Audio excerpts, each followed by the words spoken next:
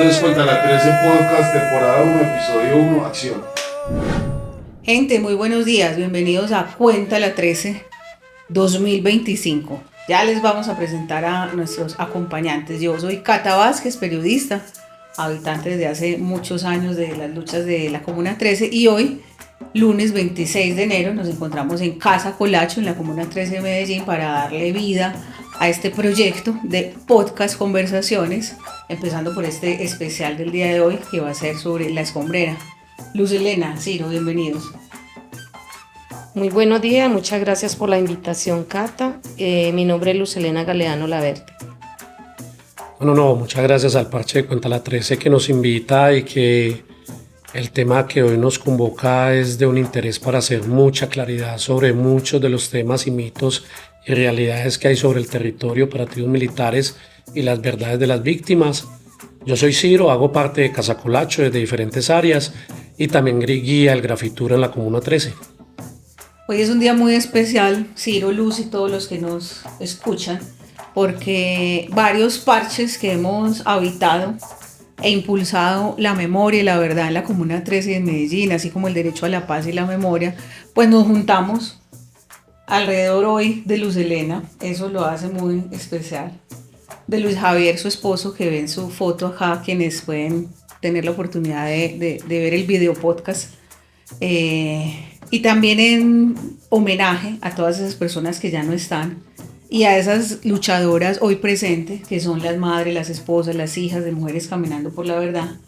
Entonces, por eso este programa es muy especial, porque no solo es un espacio de compartir unas ideas y ordenar una información, ese es un objetivo que tenemos, sino también de rodear estas luchas desde unos procesos que hace muchos años tenemos acá en la Comuna 13 y que uno de ellos hoy vuelve a vivir, vuelve a nacer, que es Cuenta la 13, que rápidamente les cuento que se trata de un colectivo de memoria y de comunicación digital que estuvo acá presente en la comuna por más de 10 años en formación de niños, niñas, también acompañando la documentación de lo que fueron las primeras búsquedas, por ejemplo, en la escombrera, y de ahí pues que hoy estemos en un parche aquí de hermandad, diría yo, de hermanos y hermanas, con maestras como Luz y con un grupo de producción que está ahora detrás de cámaras también muy privilegiado. Gracias también a todos ellos que están haciendo posible esto y comencemos la conversación. Primero yo les pediría a Ciro y a Luz que se presenten y cuenten también un poquito acerca de ellos, quiénes son, para luego pues como pasar a contar cuáles son esos hechos que nos convocan hoy a este podcast. Yo soy Ciro, como les contaba inicialmente. Yo estudié Ciencia Política en la Universidad de Antioquia. Llevo 20 años trabajando con procesos sociales, culturales, de memoria del territorio, 10 de ellos muy enfocado con todo el tema de víctimas del conflicto y lo que ha sucedido no solamente en lo que es la 13, sino también en otros lugares de la ciudad, en otros lugares del país, en donde me he dedicado a trabajar en la construcción de memoria y el arte como un mecanismo de construcción de tejido social y de políticas de territorio a través de todo este parche y los procesos sociales y culturales de base. Y naciste y creciste acá. Nacido y crecido y formado en la 13 y pues ya de acá no me voy. Yo hago parte del colectivo Mujeres Caminando por la Verdad en estos momentos. Soy vocera en el tema de desaparición y llegué acá a la comuna en el año 2000, ¿cierto? Entonces también me tocó vivir toda esa violación a los derechos humanos, todo eso de conflicto armado que le tocó vivir a toda una comuna, o sea, la Comuna 13. Y pues desde nuestro colectivo lo que hemos hecho es denunciar todo esto que sucedió a partir del año 2001 en adelante, pero también en busca de la verdad, de la justicia, porque si bien para todos es de conocimiento acá en la Comuna 13, en todo este conflicto que ocurrió, la mayoría de quienes en su actuar fueron agentes estatales. ¿Y estás buscando a? Bueno, yo estoy buscando a mi esposo Luis Javier Laverde Salazar. A él lo desaparecieron el 9 de diciembre del año 2008, pero también antes de que desaparecieran a mi esposo, pues ya a mí me ha gustado mucho el tema social, estar en medio de la comunidad, ¿cierto? Ayudando y aportando en la medida que pueda, pero ya cuando se empieza a denunciar y todo este tema de las desapariciones da lugar a que, ¿cierto? Se cambien las cosas como en el tema de recreación y otras cosas que hacía antes a esto que en su momento era necesario y poder pues tratar de aportar el tema de las denuncias, pero también pues de visibilizar lo que pasó acá en la Comuna 13. Luz es una de las cuchas, como hemos venido diciendo en los últimos días, en este inicio de 2025, con esa frase en la que nos recogemos y que es un poco lo que vamos a tratar de explicar hoy acá, que es las cuchas tienen razón. Luz es una de esas mujeres, de esas cuchas, que está buscando a sus seres queridos y que se le hace esa referencia desde el movimiento de graffiti pues por cariño, como admiración, con ese apelativo de cuchas, y que yo creo que también es una reivindicación de lo popular y de la sabiduría y de la fuerza que ustedes han tenido durante más de 20 años en esta búsqueda. ¿Por qué las cuchas tienen razón? Es una de las preguntas que vamos a tratar de responder hoy acá. ¿Y qué es lo que pasó acá? ¿Sí? Que llevó a estos hechos que hoy son, digamos, de debate, objeto de debate permanente. Entonces, un pequeño resumen de en qué estamos hoy, lunes 27 de enero, frente a la desaparición forzada en la Comuna 13 y a la escombrera, que ha venido sucediendo. El 18 de diciembre de 2024, o sea, hace poco más de un mes, se encontraron los primeros restos humanos en la escombrera de la Comuna 13 de Medellín, que siempre se dijo que era una fosa común. De entrada, eso ya es uno de los puntos por los cuales las cuchas tenían razón. Es decir, allí sí había una fosa común. Ya hoy se dice, según la JEP y los restos que encontraron, que son 4 cuerpos mínimamente, porque encontraron partes de cuerpos. Entonces, mínimamente que son 4 cuerpos, podrían ser más.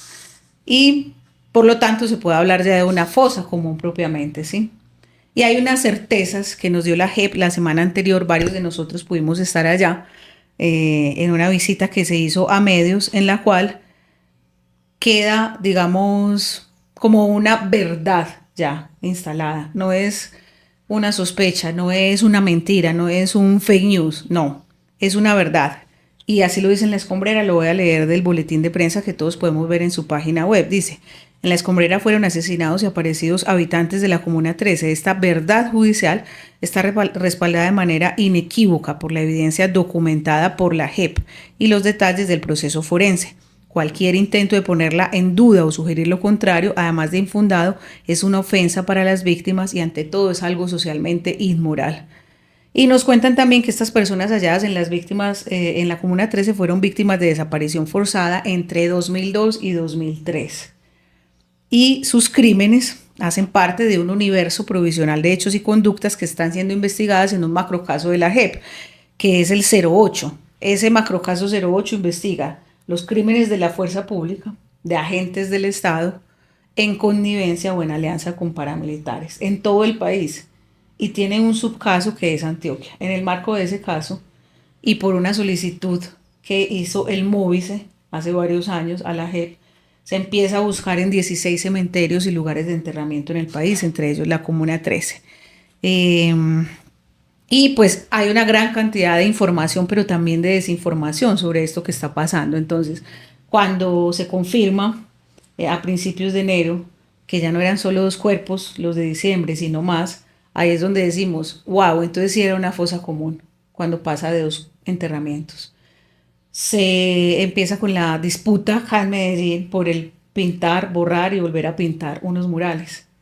Y se crea la frase, varios de los compañeros que están hoy aquí también en este equipo de producción estuvieron ahí detrás de todo este impulso a los murales y pintando, por supuesto, en un ejercicio que del cual la Comuna 13 es ejemplo, como ya lo sabemos, o les contamos para quienes ven por primera vez este tipo de información. Y se genera toda una polémica que ha llevado incluso hasta que en muchos lugares del mundo, el último que vi fue de Barcelona, ahorita me cuentan si conocen otros, se esté llevando este mensaje, ¿sí? Que es justamente una respuesta a la ofensa que se hizo desde la administración local acá en Medellín de borrar el mural, de censurar ese dolor de las víctimas expresado en esos muros.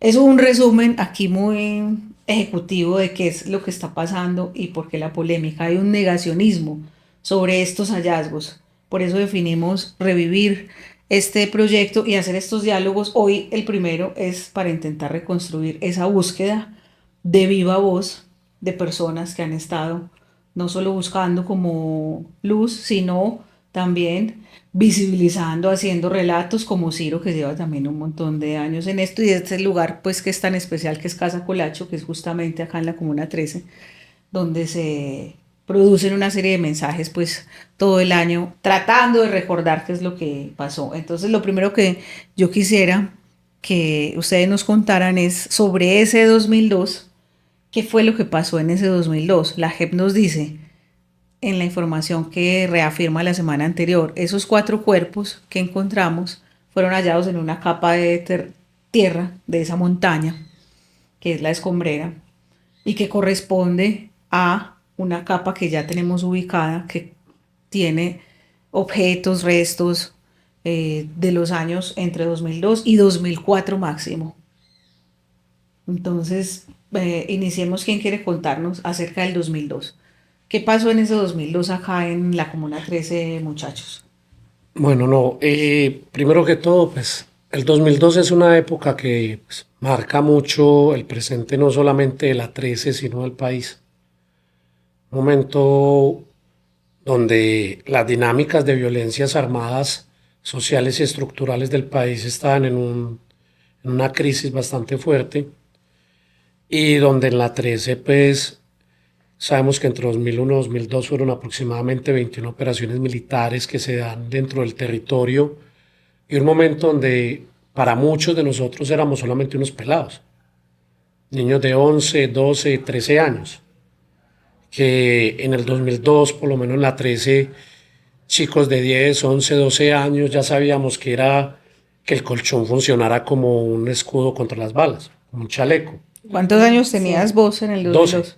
12 años, donde ya sabíamos que era tener que escondernos debajo de una cama, cómo escaparse de una balacera, cómo esconderse, pero también cómo lastimosamente entender qué era lo bueno y lo malo. Y cómo en marco de estas violencias armadas, como los operativos militares que se dieron en el territorio, nos obligó a crecer, por decirlo así, sin una infancia, sin una adolescencia, marcada simplemente por el conflicto armado que nos obligaba a tomar acciones y decisiones ya de adultos, cuando simplemente éramos niños en los momentos del marco del conflicto y las necesidades y las violencias que había en este espacio. Estaba saliendo del país o viviendo un momento de ese fallido proceso de paz. Fallido proceso de paz que el país estaba muy ilusionado y en el momento se quiebra esto y ahí es donde aprovecha Uribe con su mano fuerte y ese discurso de la libertad, porque también utiliza el discurso de la libertad del pueblo colombiano, de las guerrillas, y empieza a utilizar y a echar mano de otras áreas para combatir a ese enemigo común que era el país, que eran las insurgencias. Y que para ellos, como decías Cata, para ellos el enemigo de la libertad del país, de la paz del país, era todo aquel o aquella que pensara diferente a ellos. Todo lo que se viera o se pensara diferente a esa mano dura y que todo se acababa a punta de fuerza y plomo, era objetivo militar y objetivo de esa mano invisible del Estado que terminaron siendo las estructuras paramilitares. Que no es un chisme, no es un rumor que estamos diciendo acá, eso último que dice Ciro. Hay que ir, digamos, anotando también fuentes. Esa es la tarea que vamos a ir haciendo en este podcast también. Sentencias internacionales, muchas pruebas donde hay testimonios de militares, policías, paramilitares, de la alianza que hubo durante todo este tema de la seguridad democrática, no solo en la 13, sino a nivel nacional. Sí, y que justamente es lo que lleva a que haya un caso hoy abierto en la JEP, en la que se investiga el accionar de agentes estatales con paramilitares y terceros civiles. Esto incluye empresarios. A medida que vayan siguiendo nuestro podcast van a ir pudiendo comprender por qué estas relaciones, que no son inventos y que no son, como se dice pues ahora en las redes sociales, unos, digamos, relatos direccionados desde una ideología malvada. No, todo eso pasó, muchachos, y está documentado y está en tribunales. Eh, Ahorita les doy el dato de cuál es el universo de víctimas que ya tienen en este momento documentados en ese macrocaso 08, ¿sí? Que son víctimas de agentes estatales, entre ellos la fuerza pública, ejército, policía, etcétera, en crímenes eh, o crímenes que están en investigación, por supuesto, en alianza con paramilitares. Las encontré, cifras preliminares del caso 08 indican que hay 15.710 víctimas de crímenes atribuidos a la fuerza pública. Estos datos son de la JEP. Y 280 víctimas de crímenes atribuidos a otros agentes del Estado. Yo quiero cerrar esa acotación que hacía sobre el relato del 2002, que le hacía al relato de Ciro, y es qué estaba pasando. Entonces, se vienen las elecciones. En ese primer semestre de 2002 se empieza una incursión militar acá en la Comuna 13, que era un barrio poblado por víctimas de la violencia, gente que venía desplazada de la época de la violencia con mayúscula, de liberales y conservadores, pero Esa también, violencia partidista. pero también de esa otra violencia más reciente, en un barrio subnormal que llaman de invasión ilegal, también le decían, ¿cierto?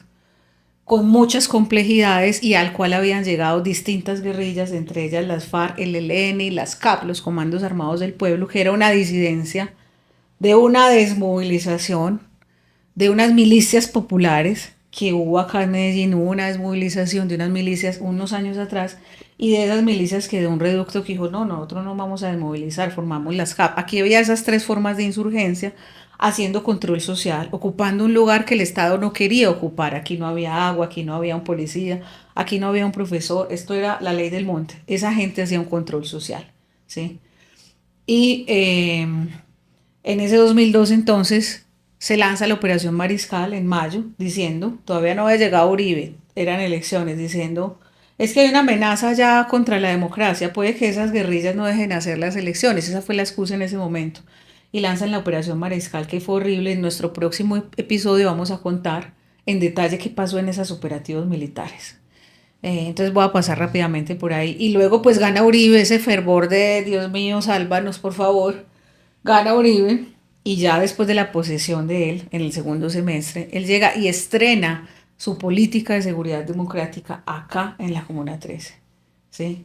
Y dice, después de otros operativos pequeños que hubo entre Mariscal y Orión, Fuego contra Fuego, Saturno, bueno, hay una gran cantidad incluso de música y de relatos que se han hecho aquí en la 13 en todos estos 20 años alrededor de esos operativos y el dolor que eso significó para la gente, porque principalmente atropelló a la población civil.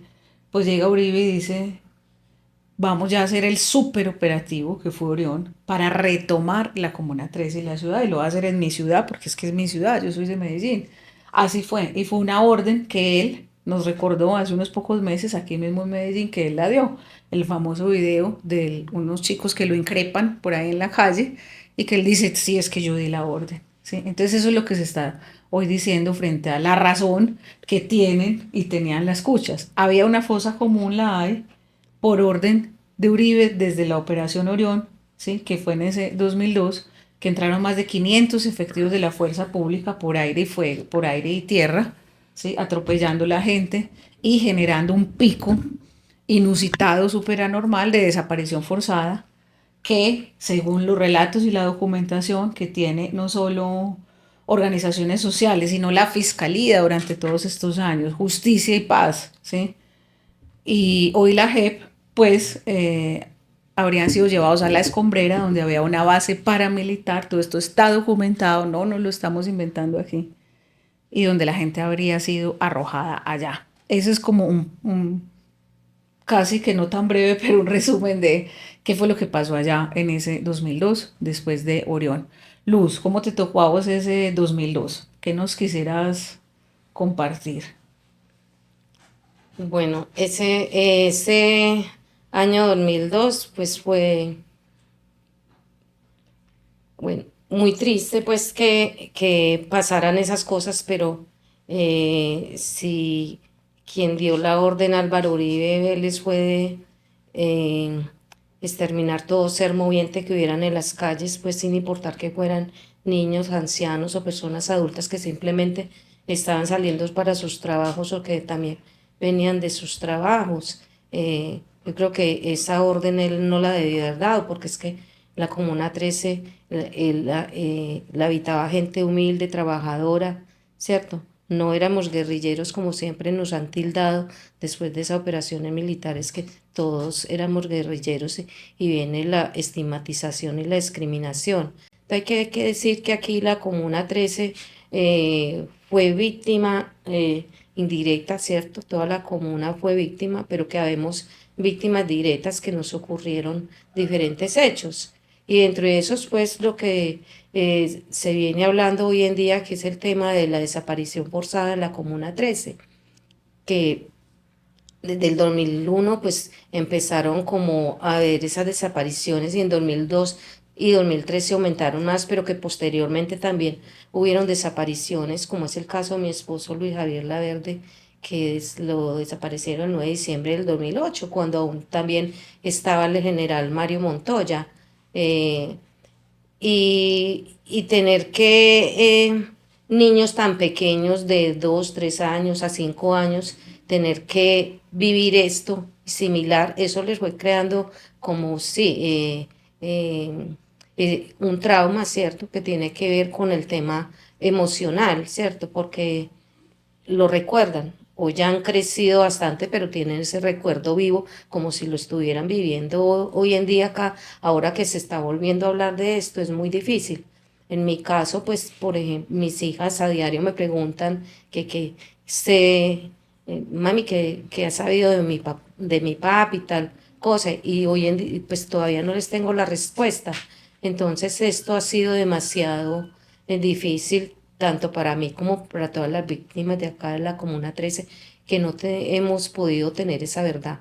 Pero en este momento de estos hallazgos que se han obtenido a través de esa información que se logró pasar al sistema integral de paz, porque no habíamos sido escuchadas a pesar de nuestra denuncia, no habíamos sido escuchadas por el gobierno nacional y sobre todo los gobiernos locales, ¿cierto? Que siempre obstaculizaron que esa verdad saliera a la luz pública y hicieron caso omiso a esto, no hubo voluntad política para reconocer estos hechos que ocurrieron acá en la Comuna 13. Ha sido siempre por la lucha y la resistencia también de las diferentes organizaciones sociales y derechos humanos que han puesto en la mira todo lo que pasó con la Comuna 13, de cómo denunciar, de cómo visibilizar ante la Corte Interamericana de Derechos Humanos también.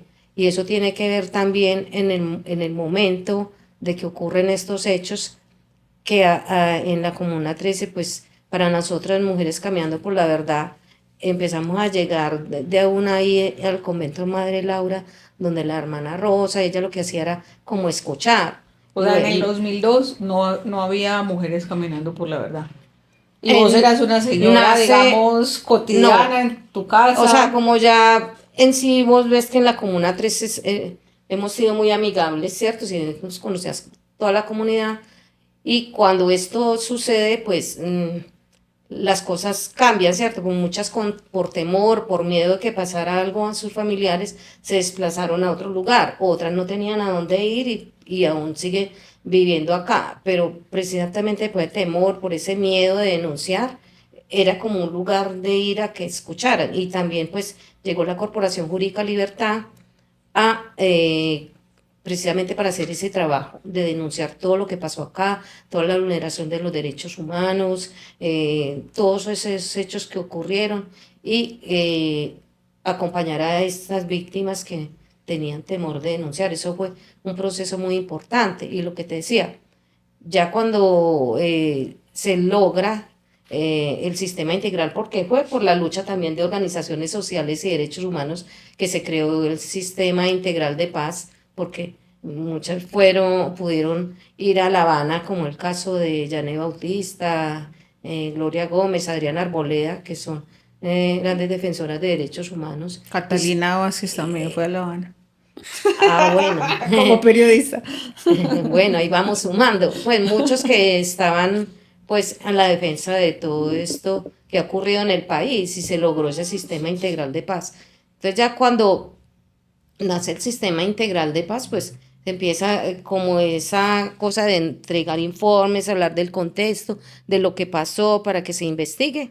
Y solo así fue que se logró la primera audiencia pública con la Jurisdicción Especial para la Paz, que fue en el 17 y 18 de julio del año 2018.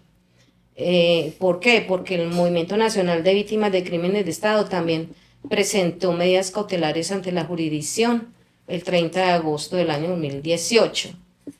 Y entonces esa audiencia dio pie para que conocieran del contexto de lo que pasó aquí en la Comuna 13, pero también esos daños causados al colectivo Mujeres Caminando por la Verdad. Ahí se presentó todos esos daños y yo creo que fue un paso muy importante y ahí seguimos pues trabajando e insistiendo en que debían haber medidas cautelares en varios lugares del país, incluyendo la Escombrera.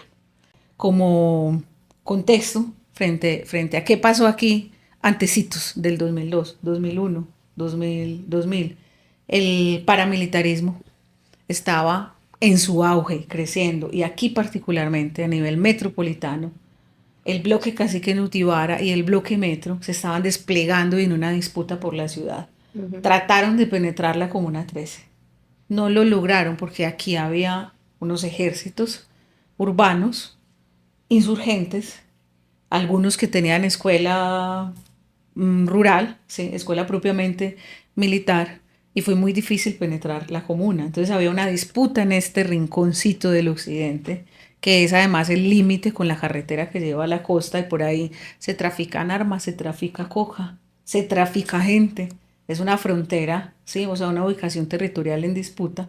Ahí lo que ocurre es que todo ese aparato, digamos, estatal se alía con ese bloque Cacique Nutibara para esa retoma de la Comuna 13 en varias operaciones, entre esas la Orión, y eso no me lo invento yo, sino que lo ha dicho don Berna desde una cárcel en Estados Unidos, porque, y ahora sí voy a saltar de 2002 a 2005, se hace un proceso de desmovilización de los paras. Ellos son traicionados, los jefes, y los llevan muchos a Estados Unidos, y ellos empiezan a contar cosas. Es parte de lo que está haciendo hoy Salvatore Mancuso, que acaba de regresar al país, ¿sí? Contar la verdad que ha estado todo este tiempo en manos de unos pocos y que estos medios de comunicación también han ocultado. Está toda esta lucha que emprenden también los jóvenes. Isidro ya lo dijo, él era un niño, pero ellos empiezan a crecer y a convertirse en artistas de la mano de organizaciones y corporaciones que llegan al territorio, a abrazar a una gran cantidad de personas que están siendo señaladas, estigmatizadas, judicializadas injustamente, ¿sí?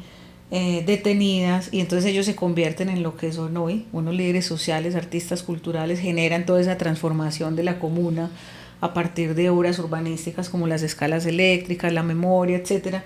Pero el conflicto no se termina. Yo quiero preguntarle a Ciro en este punto, ¿es falso o es verdadero cuando nos dicen es que la Comuna 13 se pacificó gracias a esas operaciones militares de 2002 y todo eso que ocurre maravilloso de habitar el territorio a partir de la cultura y el grafitur y el turismo, eso es gracias a esas operaciones militares o no?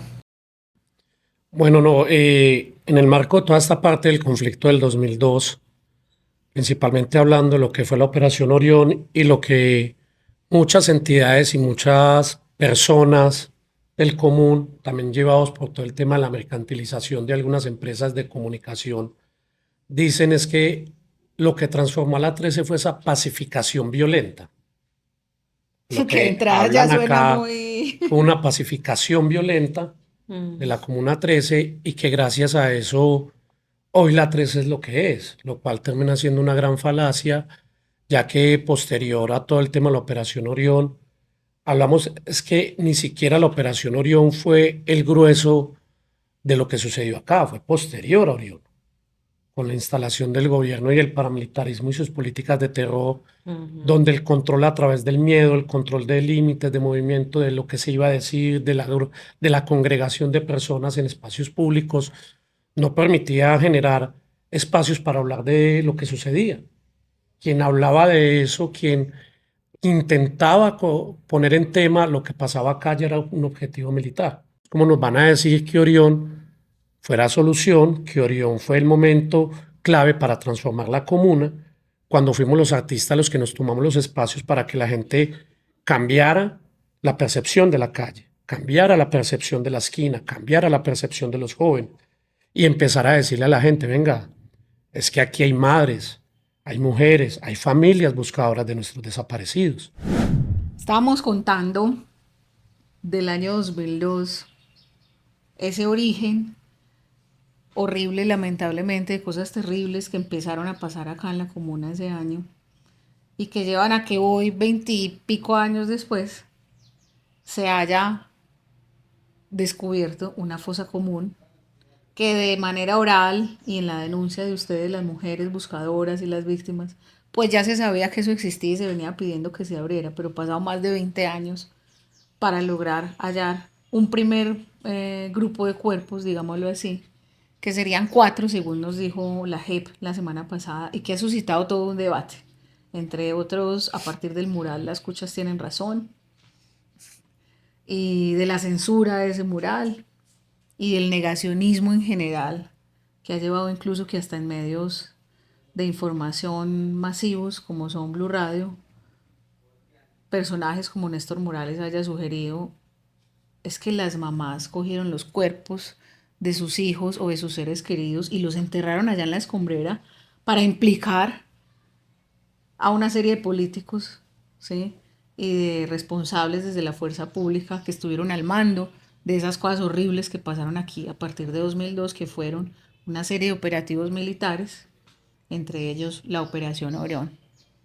Luz, nos han dicho que cuando digo nos han dicho es que eso uno escucha de parte, por ejemplo, de la alcaldía de Medellín, de los extranjeros, incluso de guías turísticos que hoy acá en la Comuna 13 le cuentan ese cuento a la gente. Dicen que gracias a esos operativos es que la comuna se pacificó y que hay toda esta explosión cultural y turística en el territorio. Eso es cierto, de 2012 en adelante la comuna se pacificó, fue gracias a esos operativos. ¿O cómo lo viviste vos? Que nos contaste que llegaste en el 2000 y que en el 2008 es cuando se vive pues la lamentable desaparición de tu esposo. Bueno, realmente esto no fue para la pacificación, sino pues lo que venían hablando era que eran temas de seguridad democrática, ¿cierto? Pero el simple hecho de dar esa orden, ¿cierto? Y que la mayoría de las personas que murieron, que desaparecieron, que reclutaron, fueron personas inocentes, esto hace ver, y por los noticieros lo pasaron, mucha gente tuvo conocimiento de lo que realmente sucedió acá, que no era algo pacífico, ¿cierto? Porque era atacar a toda una comuna 13, sin tener pues una mínima mirada de que eran niños, jóvenes, personas adultas, todos inocentes, pues que no tenían que ver nada con esto que el expresidente hizo acá en la Comuna 13. Con la llegada de la JEP, entonces, ¿cómo empiezan ustedes a avanzar más en esa búsqueda en la que venían, digamos, ustedes mismas lo han dicho, ¿no? Silenciadas, ignoradas, tildadas de locas, todos los años anteriores, pues, por parte de las administraciones y del Estado en su conjunto. Bueno, yo digo que fue muy importante la creación del sistema integral de paz, ¿cierto? Donde se lograron entregar informes tanto de contexto, pero también de los hechos ocurridos y poder que ellos dieran lectura a ello y, y también habernos escuchado. Por eso decía, por eso es que dio lugar la primera audiencia pública en Medellín en el año 2019, que fue el 17 y 18 de julio, y fue una audiencia muy interesante. Seguido, pues, más adelante hubo otra audiencia que fue aún más importante, que es donde la Jurisdicción Especial para la Paz le ordena, bueno, un exhorto tanto a la Gobernación de Antioquia como a la Alcaldía de Medellín. El exhorto a la Gobernación de Antioquia es trabajar el tema de memoria con diferentes organizaciones sociales de la Comuna 13 y con las víctimas de desaparición forzada, lo cual pues ha ido cumpliendo en su medida. Con ello se viene trabajando lo que tiene que ver con la ruta de la memoria. Y a la alcaldía es aportar todos los recursos suficientes para pues la búsqueda en la escombrera. Hay que hablar que acá hay varias escombreras, está la arenera, el Cóndor en la arenera Agregado San Javier, que es donde hacen explotación minera, o sea, para la construcción, y está enfrente de esa escombrera, está otra que es la del sector de Terrígenos por Altos de San Juan, ¿cierto? Que esa también hemos denunciado, hoy existe un ecoparque allí. Hemos denunciado precisamente desde el año 2001 que allí también hubo enterramiento de cuerpos y que están bajo esos escombros. Frente a esta escombrera, pues no se ha logrado que tenga medidas cautelares o que hubiera sido escuchada a pesar de las denuncias que hemos hecho. Igual en las audiencias y ahora finalmente con estos hallazgos en la arenera Agregado San Javier, pues le hemos pedido a la magistratura que tenga en cuenta ese lugar, que por favor que también den medidas cautelares para este lugar, porque tenemos conocimiento de que allí hay cuerpos enterrados. Y de la arenera Agregado San Javier hemos exigido que se investiguen a las diferentes administraciones, las administraciones anteriores, la que hay ahora, porque si bien con estos hallazgos eso demuestra que ellos han tenido conocimiento de que estos cuerpos fueron allí enterrados y siendo un terreno privado, como ellos dicen, ¿por qué permitieron esto? O si ellos también son responsables de esto. Entonces, que digan la verdad, qué es lo que venía pasando con esos cuerpos, qué fue por lo que pasó y por qué, quiénes fueron los verdaderos responsables. Un dato, Luz, frente a lo que señalabas de que hay otras escombreras Sí, y hay otros lugares legales e ilegales. de enterramiento y posibles fosas comunes en la ciudad de Medellín Y en en todo el general, no país. solo acá La en Comuna la Comuna 13, sí, lamentablemente. Y ha habido fosas ya encontradas acá en Medellín y que tienen relación con esos operativos militares de 2002, Sí. dicho por Don Berna, nuevamente. Entonces, por ejemplo, en el año 2007, en esas versiones libres que ellos rinden, Sí. que es versiones libres para la gente que nos escuche por ahí de otro país o no esté familiarizada con esto, ellos dejaron las armas a cambio de aportar verdad y supuestamente de unos beneficios jurídicos que no obtuvieron. Y entonces, hasta ese momento, 2007, todavía ellos estaban aportando verdades de Colombia. Berna no había sido extraditado y él contó de unas fosas que había en San Cristóbal. Sí. Esas fosas efectivamente las encontraron y ahí exhumaron varios cuerpos en el año 2008 en San Cristóbal. Lo mismo en una vereda llamada San José. Esas exhumaciones se hicieron por parte de la Unidad de Justicia y Paz de la Fiscalía y según la documentación judicial están relacionadas no solo por los testimonios de Berna, sino por otros que ellos habían cruzado con los operativos militares que se desplegaron a partir del año 2002 y toda esa dinámica de conflicto que tenía un elemento. Esto está en documentación del CINEP, del Centro Nacional de Memoria Histórica, del Grupo de Memoria Histórica y de la Comisión de la Verdad. Es decir, esto no es cuento, como quieren hacerlo ver los negacionistas. Esto está ampliamente investigado y documentado. Y es que uno de los intereses de retomar o de tomar control en la Comuna 13 de Medellín y en esta esquina estratégica, ya dijimos por qué, era que a partir de esa desmovilización de 2005, esos hombres paramilitares urbanos del bloque Cacique Nutibara necesitaban un lugar para asentarse.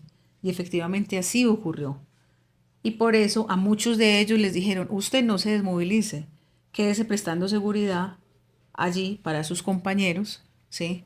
Ese fue el caso, por ejemplo, de Móvil 8, Juan Carlos Villa, que fue uno de los que en el mismo marco de estas versiones libres dijo en el año 2008, vea, nosotros sí enterramos gente allá. Entonces me voy a volver un poquito en el tiempo de ese 2018-2019, cuando ya existe la JEP, las escucha de ustedes, hace una audiencia y trata de recoger toda esa información. Me voy a volver un poquito para las administraciones anteriores para contar varias cosas. Primero, Móvil 8 dijo, sí enterramos, y vino, hizo un recorrido y mostró unos lugares que después se excavaron. Eso fue en la administración de Alonso Salazar y ahí se dispusieron unas investigaciones, un dinero.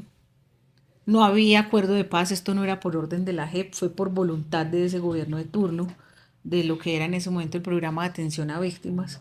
Se contrataron a unos peruanos, unos guatemaltecos y unos argentinos, y ellos vinieron a estudiar la escombrera ante ese clamor pues de las víctimas que ya llevaban 10 años en ese sirirí, como nos enseñó Fabiola Linde, diciendo busquen, busquen, busquen. Bueno, 10 años después, o casi 10 años, esa alcaldía dijo, bueno, llamemos a unos expertos. Vino esa gente, hizo unos estudios y dijo, podemos buscar aquí y acá, y paralelo a eso Móvil 8 dijo, busquen ahí. Y entonces se dispuso un dinero y el Tribunal de Justicia y Paz, creado por esa desmovilización, a partir de la desmovilización dijo, hágale pues. Vamos un poquito a ese momento, Luz, y contemos cómo vivieron ustedes ese momento, qué se encontró, qué no se encontró. Y ahorita les contamos qué pasó en las siguientes administraciones. Bueno, las primeras excavaciones dieron lugar en 2015, pero se creó una mesa frente a eso entre 2013 y 2014, donde solo podían participar instituciones y la Corporación Jurídica y Libertad, que llevaba nuestro proceso, no permitían la participación de las víctimas. Entonces, eso fue una lucha constante, tanto pues, de la Corporación Jurídica, para lograr nuestra participación. De agosto a diciembre de 2015 se hizo entonces esa primera Sí. búsqueda. Donde no hubieron hallazgos de Infructuosa. restos óseos, pero sí habían evidencias que mostraban que posiblemente ahí hubieron cuerpos, porque se encontraron bolsas, pues objetos, sí. Y se encontraron Que- huesos de animales y objetos que decían algunas con fechas. ajá, pues de esos años donde nosotros decía que desaparecieron Y yo quiero personas. anotar algo ahí, Luz, y te cuento que de parte de la Fiscalía, del CTI, que en ese momento fue quien lideró esta búsqueda y excavación, el antropólogo Freddy Ramírez me contó en llamada telefónica hace unos días, en declaraciones que me autorizó a contarles, que uno de los hallazgos de ese momento fue que la tierra había sido removida. Ellos empezaron por la capa superior, por supuesto, de ahí encontraron empaques de comida y otros objetos que tenían fecha de los años 90, 91, 92. Esto está muy raro, dijo él. Fueron a preguntarle a las empresas privadas y a los especialistas que las empresas pues tienen para todos esos movimientos de tierra que ocurren allá, porque recordemos que la escombrera, que además era la escombrera municipal durante muchos años, pues es un lugar donde se arrojaban escombros, desechos de la construcción de manera legal, ¿sí? Y además se le hizo una concesión privada a 2 empresas que están allá. Entonces hay un predio que es público y 2 privados, uno de los cuales, como nos contaba Luz hace un ratico, también es una arenera, es decir, hay una extracción de tierra. Entonces, a la par que se ha ido sacando tierra, arena todos estos años, y hay un movimiento de volquetas constante, también ha habido arrojo de escombros que se calcula que son 5 millones de toneladas de escombros que en estos más de 20 años se han arrojado allá. La Fiscalía empieza a buscar entonces en 2015 y dice, uy, aquí hay algo raro porque esto corresponde al 90 y tanto, y efectivamente la empresa privada confirma que ahí ha habido remoción de tierra y que han pasado de una montañita, por decirlo de alguna manera, a otra a lo largo de todos estos años. Eso fue en 2015. Esto para decir que el grado de dificultad, ¿sí?, es enorme y que la posibilidad de hallar cuerpos en la escombrera era casi imposible, no solo por los 5 millones de escombros que hay ahí, sino por la remoción constante, autorizada y legal que las empresas han hecho, ¿sí?, por el movimiento constante que esto ha tenido, además pues de la indiferencia de muchos gobernantes y de la sociedad misma, que hemos sabido esto a todas voces desde hace muchos años, pero que ha tenido como respuesta para las mujeres: ustedes están locas. Por eso Luz, una de las primeras cosas que nos dijo a la opinión pública cuando esto empezó a salir a flote con el hallazgo de los cuerpos hace unas semanas fue: no estábamos locas. Buscar esa verdad, no solo ya hacer memoria, sino esa verdad judicial para que esos responsables tengan una sanción, es parte de la tarea de la Jurisdicción Especial de Paz, que se crea gracias al Acuerdo de Paz en ese 2016. Acabamos de llegar a 2016.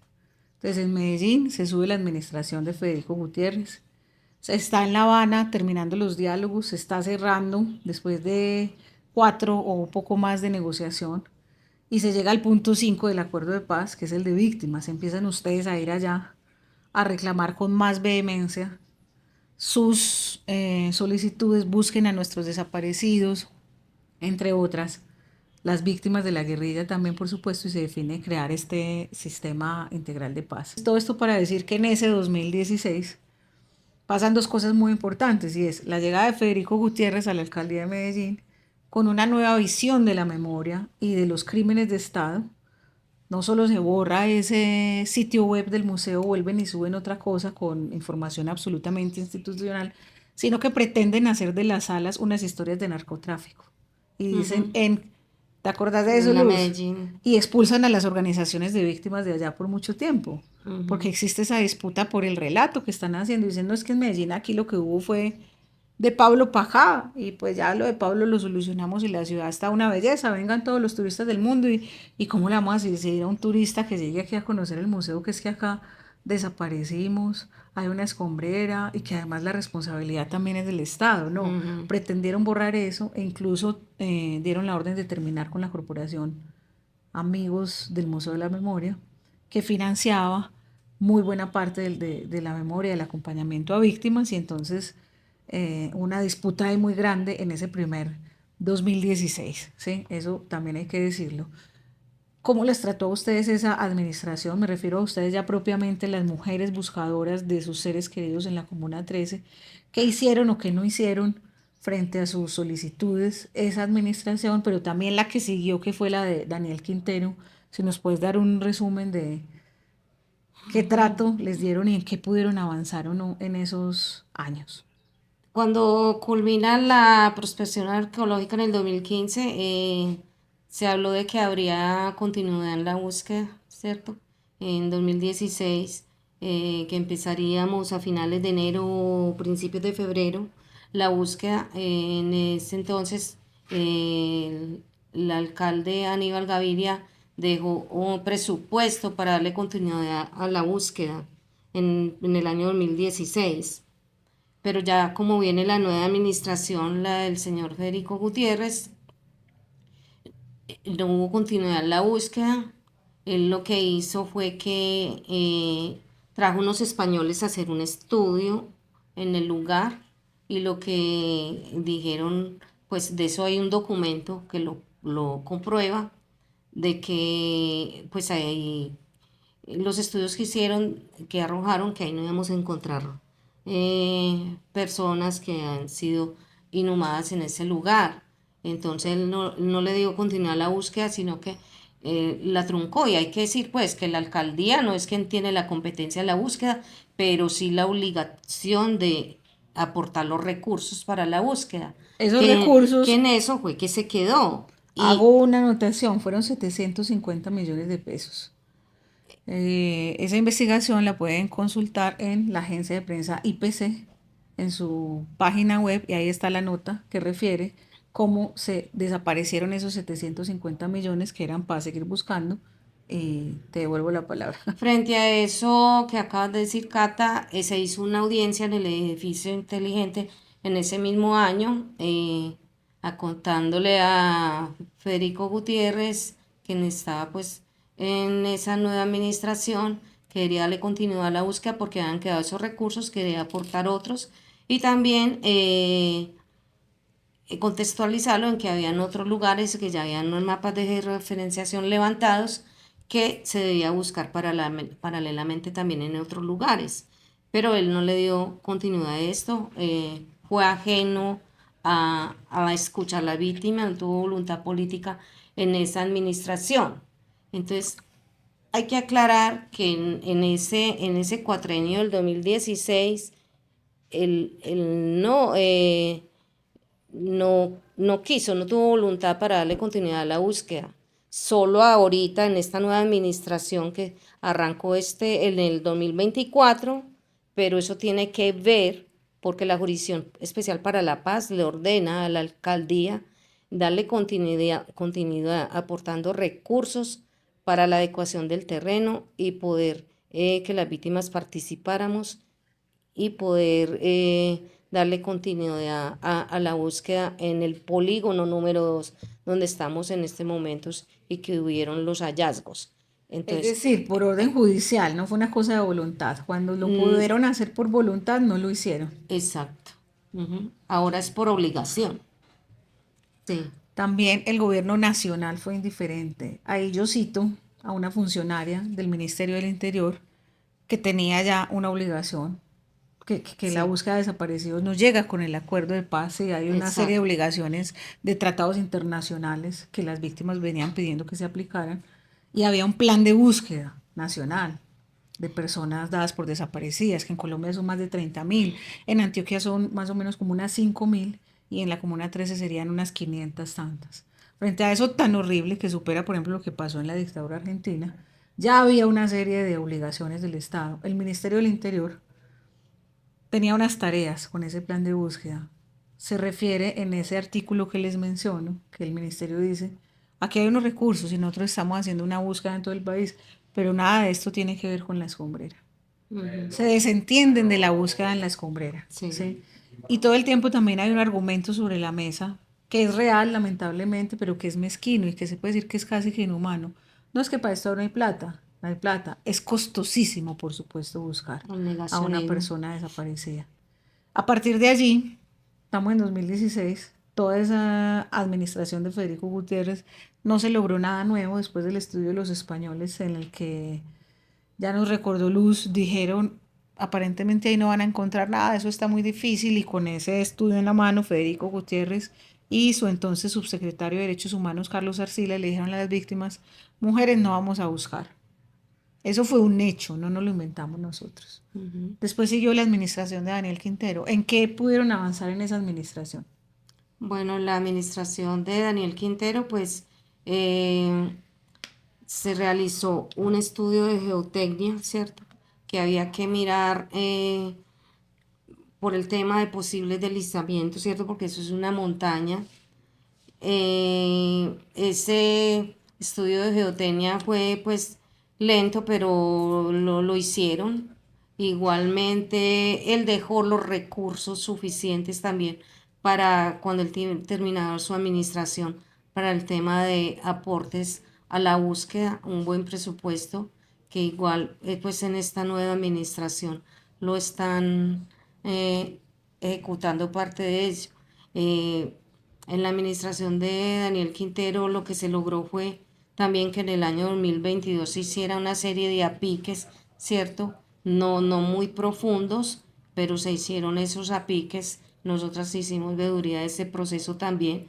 En esos apiques también se encontraron, fue como... apiques es excavaciones. Apiques es como por cuadrículas pequeñas, no en un terreno extenso, ¿cierto? Ya. Que la medición les daba que se podía hacer en este lugar, a 3 metros otro y así. Entonces se hicieron, si no estoy mal, fueron 5 apiques donde se encontraron pues objetos, ¿cierto? Como restos de ya son pues retazos, o sea, como de Ropa. camisas, de sí, objetos de vestimenta, cosas así.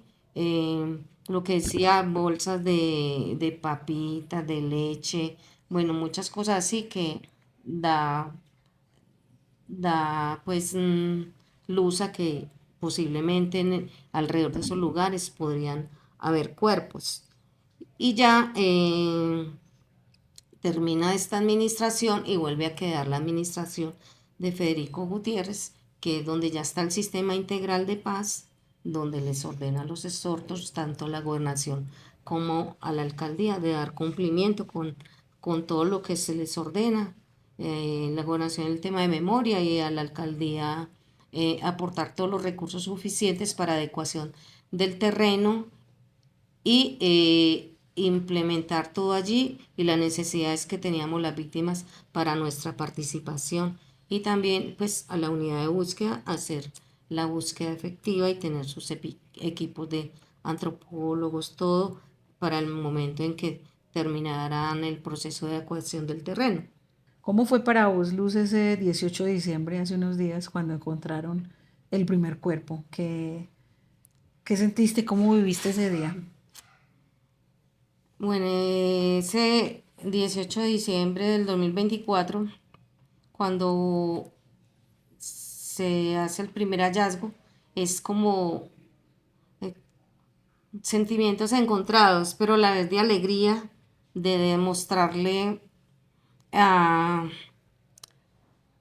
sí, digamos, a los gobiernos locales y gobierno nacional de que de verdad no estábamos locas, que estábamos diciendo siempre la verdad y que no habíamos sido escuchadas, ¿cierto? Y que a pesar de todo tuvimos este sistema integral de paz que sí nos escucharon. Y yo creo que haber obtenido esos hallazgos demuestra al país entero nuestras luchas, nuestra resistencia y también esa lucha por la verdad, pero ahora también la lucha es por la justicia, ¿cierto? De que aquellos que nos hicieron esos daños reconozcan por, por qué lo hicieron y que se hagan responsables de ello.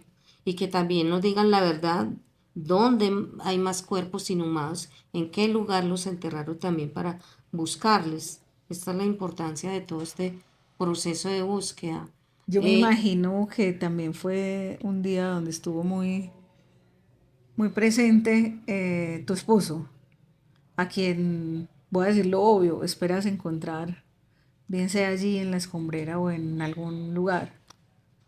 Bueno, yo creo que cada una de nosotras, las de mujeres caminando por la verdad, anhelamos encontrar a nuestros familiares, pero siempre hemos dicho que, que posiblemente pueden ser nuestros familiares, pero como que también pueden ser los familiares de otras personas, porque aquí utilizaban traer también de otros lugares y inhumarlos en estos lugares legales e ilegales como ha sido la escombrera y que a toda persona que se encuentre, pues que hay que darle esa plena identificación, entregarle a su familiar, independientemente de la persona que se encuentre y se logre identificar, porque todos pues merecen que sus familiares los puedan hacer, sí, ese duelo y ese entierro digno, a pesar de tantos años de búsqueda y que en este momento apenas se están encontrando. Eh, Pueden ser también de incluso de personas asesinadas como de la fuerza pública y que fueron enterradas allí o víctimas de otras eventualidades y que también los inhumaron allí, pero igual a todos hay que recuperar esos cuerpos. Bueno, a mi esposo lo desaparecieron el 9 de diciembre del año 2008. Él, una persona muy sociable y amigable. Él trabajaba como comisionista de propiedad raíz. Ese 9 de diciembre, digo que fue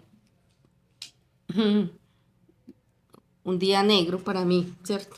Y para mis hijas, porque él era quien llegaba siempre más temprano que yo. Los dos igual medíamos mercancía, éramos comerciantes. Y por lo general él era quien llegaba temprano a hacer las tareas con las niñas y a hacer la comida. Por lo general llegaba a 5, 5:30, a más tardar las 6. Ese día me llamó más o menos tipo 6:30, 6:45 y me dijo, negra, ya voy en el colectivo para que me vas calentando la comida, pues que no he almorzado y tengo mucha hambre. Yo le dije, qué bueno que yo ya estaba en la casa, que no se preocupara, que ya, pues la comida estaba lista. Y hasta el día de hoy no sé nada qué pasó, por qué pasó y quiénes fueron los responsables. Cuando yo empecé pues a investigar qué era lo que había pasado con mi esposo, pues también eh, empiezo a recibir amenazas y que me tenía que ir de ahí de donde vivía, que porque a diario iba gente del CTI, de la fiscalía y que yo pues la llamaba era para que se hará como los combos. Entonces, bueno, en ese fue mi primer desplazamiento, pero igual seguí aquí en la comuna, me fui a otro lugar de la misma comuna y así sucesivamente hasta que el año 2012 sí recibo amenazas y entonces tocó que pues venirme ya con mis hijas para que no les fuera a pasar nada a ellas y lo que logré rescatar que decía pues las personas de algunas que viajaron en ese mismo colectivo es que venían dos hombres en el colectivo y que llegando a San Juan con la 80 lo bajaron y en un carro gris ahí había policía y había paramilitares, lo montan a ese carro y se lo llevan. Eso es todo lo que sé porque pues en la fiscalía poco avanzan en las investigaciones, son procesos demasiado lentos y bueno, no les importamos tampoco como avanzar en la investigación, aunque nosotros estamos siempre diciendo qué ha pasado con la investigación.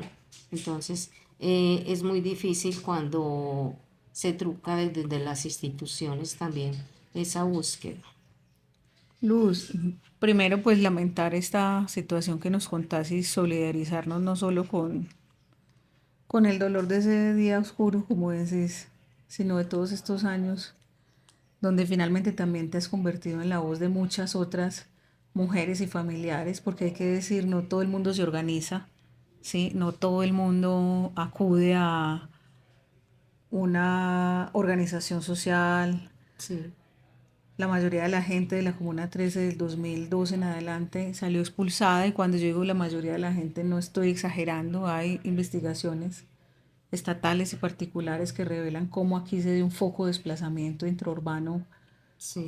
digamos sui generis, algo que no había ocurrido pues en la historia del país. Y mucha gente, no solo por temor, sino también por vergüenza, porque la gente se siente culpable de lo que pasó, no logra recomponerse y seguir adelante y mucho menos hacer una lucha social y política que implica tantas cosas. Entonces, o sea, también es el momento para reconocerte eso a vos, que has sido Gracias. una guerrera, una mujer fuerte, enorme, que has sido ejemplo para muchos de nosotros aquí. Todos te admiramos un montón, hablo a nombre de todos mis compañeros, y que nos dan también a nosotros esa inspiración, esa fuerza para acompañarlos acá humildemente con esto que nosotros sabemos hacer, que son los micrófonos y estas investigaciones y aproximaciones a la historia, ordenándola de una manera que nosotros creemos que es digna para vos y para todas las mujeres y para todas las personas que buscan un desaparecido así no estén en la organización hoy en día. Entonces un agradecimiento para vos y nuestro mayor sentido de admiración y respeto por eso que hacen y de gratitud por atreverte a seguirlo compartiendo en estos micrófonos y en estas cámaras. Sí, yo creo que la importancia aquí es poder alzar la voz por aquellas que no pueden, ¿cierto? Porque para nadie es un secreto que la mayoría de las víctimas aquí en la Comuna 13 pues les metieron ese temor y ese miedo de que no podía, que si hablaban pues le podía pasar algo a su familiar. Pienso, en mi caso, eh, todas esas cosas que se dicen, todo lo que hacen, mm, a mí lo que me genera es rabia e impotencia, pero me da más fuerza para seguir porque eh, hemos logrado demostrar al mundo entero de que sí estábamos diciendo la verdad y que la tierra empezó a hablar, ¿cierto? Y yo creo que tenemos que seguir alzando la voz hasta encontrar el último desaparecido de este país y que empezar a generar conciencia en los jóvenes, como lo han estado mostrando por los medios de los murales y ese acogimiento también ha sido muy importante. Y yo les hago un llamado, es que empiecen a generar conciencia, pero que también a conocer la verdadera historia de lo que ha sido el conflicto, no solo en la Comuna 13, sino a nivel de país, ¿cierto? Para que miren cómo es que se va a elegir, cómo eligen un presidente, cómo eligen un representante en todo lo que tiene que ver con el tema de, sí, de político. Entonces, eso también es sumamente importante tenerlo en cuenta. Y por eso, para este cierre, yo quisiera que Luz nos contara, nos compartiera qué piensa de lo que fue esa censura, si lo vivió como una afrenta directa a su dolor o no, y si tuviera la oportunidad de verse de manera directa con el expresidente Álvaro Uribe Vélez, ¿qué le diría? Bueno, pienso que en lo del mural es una ofensa para todas las víctimas que estamos buscando a los familiares desaparecidos, no solo por el homenaje que quisieron hacer los jóvenes, en eso sí también, sino también que es una censura a los artistas, a los mismos artistas que quisieron plasmar de una forma bonita y hacer el homenaje por los hallazgos obtenidos en la escombrera, la arenera agregado San Javier. Es como visibilizar y decir que nosotras, desde el inicio en que empezamos a denunciar, estábamos diciendo la verdad y es mostrarle al mundo entero este tema de la verdad, ¿cierto? Y esa censura que hacen diferentes funcionarios de la alcaldía es una ofensa y es una revictimización nuevamente por hacer este tipo de cosas, borrar el mural, pero como dicen los mismos artistas, nos borran uno, hacemos mil. Mire cómo ha respondido el país entero y ante el mundo también de otros países en solidaridad con las cuchas, tiene razón, pero que tienen que ver con mujeres, madres y familias buscadoras, ¿cierto? Eh, para nosotros es gratificante que se empiece a generar esa conciencia en los jóvenes también, porque este será el nuevo legado. Nosotras nos querrán acallar la voz, pero hay otros que vienen que puede seguir alzando la voz por nosotras y eso es muy importante porque la unión hace la fuerza, ¿cierto? Y ese generar conciencia tiene que ver también en qué medida se visibiliza y cómo se puede visibilizar. Hay que buscar otras formas. Si no nos dejan de una forma, entonces buscamos otras formas. Y lo que me dice es que le diría a Uribe es que él ya reconoció quién dio la orden, que él fue quien dio la orden, que reconozca que esto que sucedió en la Comuna 13 fue porque él dio la orden, pero que diga también y hable de esos otros responsables y que venga a pedirle perdón a las víctimas de desaparición, pero también a la Comuna 13 por todo eso que hizo acá, todo eso que pasó, no solo en el 2002, sino en el periodo en que él estuvo gobernando, porque ocurrieron muchas otras cosas que van saliendo a la luz.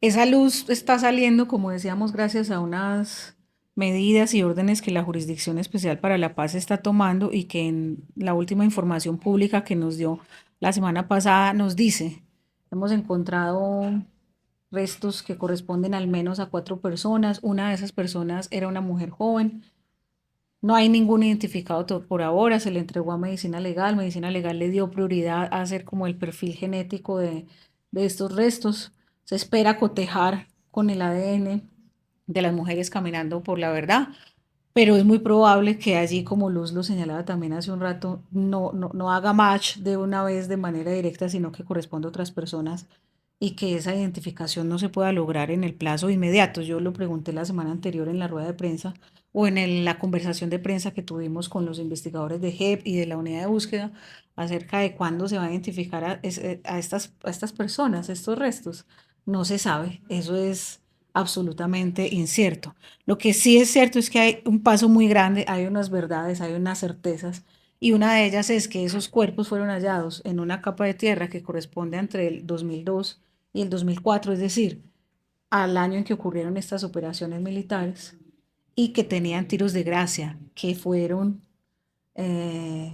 asesinados, es decir, que fue una muerte violenta, y adicional a esto, que no puedo hablar así, pero entonces hay unas verdades. Una de ellas es que la escombrera es una fosa común, que esas desapariciones ocurrieron, lo dijo la JEP, según todos sus análisis, desde todos los científicos que están allí, los peritos judiciales, ocurrieron entre 2002 y 2004, es decir, se corresponde con el año de las operaciones y la incursión militar con Orión y las otras 24 operaciones que tiene identificada la JEP que ocurrieron en ese periodo y que fueron ordenadas por el Estado. Por eso hay una responsabilidad directa del entonces presidente Álvaro Uribe Vélez y su política de seguridad democrática, pero también de otras personas que participaron, cuyos nombres están absolutamente silenciados hoy y que ya fueron incluso llamados a declarar en la JEP, que fueron el general Montoya, que era el comandante de la Cuarta Brigada, que fueron el general Gallego, que era el comandante de la Policía Metropolitana, de la MEVAL, que ellos dos ya declararon el año pasado en el marco de este mismo caso. Todavía no se sabe pues qué va a pasar con esas declaraciones y qué ha ido hallando la JEP, pero también tienen que responder, al igual que el alcalde en ese momento de Medellín, Luis Pérez Gutiérrez, la ministra de Defensa de ese momento, Marta Lucía Ramírez, Luis Enrique Vélez era el secretario de gobierno y hoy es uno de los Sí. principales tuiteros que deslegitiman lo que pasó y dicen, eso es la guerrilla. Y entendemos por qué quieren desviar el foco de la atención Y de que eso que ya hoy, hoy es una y evidencia. que hoy justamente cuando todo está saliendo a la luz, lo que fue para ellos su política de reconocer es que empezamos la retoma del país con Orión. Muchos de ellos y ellas mismas lo han negado, de que nos sucedió cuando estuvimos en el Consejo de Medellín, cuando se está debatiendo sobre el tema de colocar, nombrar el 16 de octubre como el Día de la Memoria de las Víctimas, y como concejales del mismo Centro Democrático decían es que Orión nunca existió, fue un invento de la gente de la 13 para vender turismo. Como después, cuando han empezado a ver que todas estas verdades, estas luces han salido, estos mismos que todo lo han defendido, ese operativo, así fue lo que transformó la comuna, y ahora que las luces y las verdades de lo que sucedió realmente en el territorio están saliendo a flote, ahí sí están diciendo, no, es que eso no existió. O negar que muchas de esas cosas existieron, porque solo, como se dice, solo le echan la culpa a la guerrilla, y niegan incluso como un libro que se vende en las escaleras, realizado por un policía, que dice que los paramilitares nunca existieron acá. Vivimos con ellos. Ese negacionismo constante. Sí. Y bueno, parte de aportar a esa lucha contra ese negacionismo es este programa, es este renacer de Cuenta la 13, un proyecto periodístico alternativo popular que nació aquí mismo en estas calles hace más de 10 años, que estuvo pausado hasta hoy que vemos la necesidad de volver a encender los micrófonos para darle la palabra primero a las víctimas, como siempre, con todo el reconocimiento por su lucha y por el valor de la verdad frente a lo que ellos dicen, que es la incapacidad que tiene la derecha, incluso los medios de comunicación, porque deslegitiman lo que ellas nos dicen todo el tiempo. Por supuesto que sabemos que eso obedece a unos intereses económicos y también, digamos, oscuros que han manejado lamentablemente la historia de nuestro país durante mucho tiempo, pero que ya hoy les queda muy difícil, ¿cierto? Ya hoy hay mucha manera de contar las historias, en su momento fue a través de la música o lo sigue siendo, las paredes, hoy tenemos estos recursos.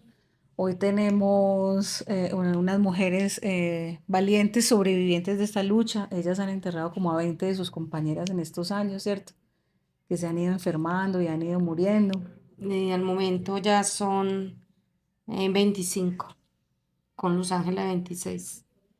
Que no han aguantado pues el peso del horror de todo este silencio durante todos estos años, y por eso los invitamos también a que hagan parte de este proyecto narrativo y nos encuentren en las redes sociales y en todos los canales donde vamos a estar transmitiendo. Antes de contarles dónde nos pueden ubicar, compartir, etcétera, unas palabras de Ciro y de Luz que quieran decirle aquí a la audiencia o a quien las quieran dirigir antes de despedirnos, muchachos. Bueno, mi mensaje es muy claro, que no politice nuestro dolor, que respete nuestro dolor, porque estamos hablando desde la verdad, lo que nos tocó vivir, que es una realidad el día de hoy. Le hago la invitación a la sociedad civil en general, y es que escarbe la verdad, que busque más allá, que esto no solamente por un tema de un fanatismo o una idealización política por X o Y personajes, sino que es un tema de verdades y de solidaridad y empatía con lo que ha pasado en la Comuna 13, con lo que ha pasado en el país. Antes nos decían que calláramos la boca porque las paredes oían, y hoy que las paredes están hablando, y hoy que la tierra está hablando de lo que está pasando, ya quieren callar también a las paredes y a la tierra, cuando antes nos callaban a nosotros. Y con más ganas, nosotros que hemos sido también intentados, nos han intentado silenciar, así como a las paredes y a las mujeres. Cuando digo nosotros, es los activistas también, periodistas, narradores populares, alternativos de la Comuna 13 de Medellín, pues estamos haciendo este ejercicio de encender los micrófonos cada vez más fuerte para dar este mensaje y hacer un señalamiento muy directo, y es: la escombrera es una fosa común. La responsabilidad de esa fosa común es de Álvaro Uribe Vélez, porque él ordenó los operativos militares, entre esos Orión. ¿Sí? No es un invento de nosotros. Puede que haya otros actores que tengan responsabilidad, y eso no lo tendrá que decir la justicia, pero sí hay una relación directa con Álvaro Uribe de todos esos crímenes que hoy se están descubriendo.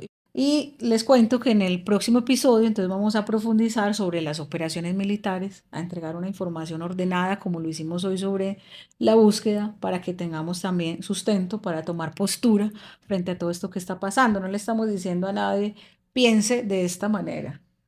Esta es la verdad. No, este es un ejercicio que lo dijimos antes de empezar el programa, de nuestra versión de las cosas, por experiencia propia, como nos lo cuentan ellos dos que habitaron la comuna en el año 2000 y en adelante, ¿sí?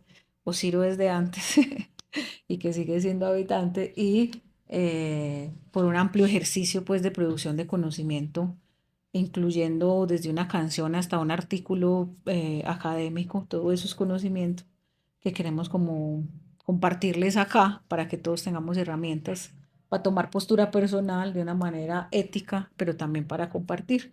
Entonces esto es Cuéntala 13, episodio 1. Gracias por acompañarnos y los invitamos a que continúen en nuestro próximo episodio, donde exploraremos o profundizaremos sobre las operaciones militares, entre ellas Orión en el 2002, y que nos sigan en nuestras redes sociales y compartan nuestros contenidos. Muchas gracias.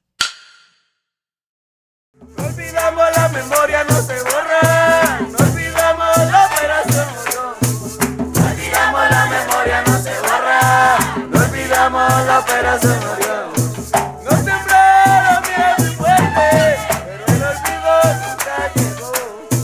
Nos sembraron miedo y muerte, pero el olvido nunca llegó.